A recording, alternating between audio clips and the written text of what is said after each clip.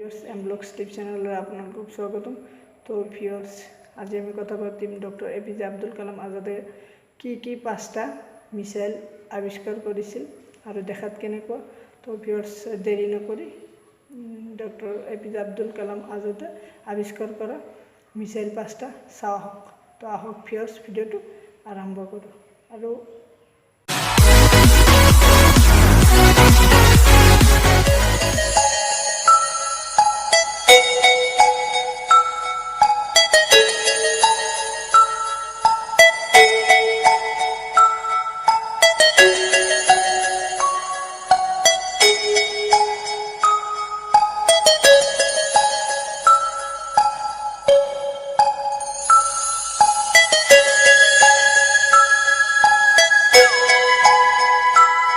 Thanks for watching video, and for more videos please subscribe our channel.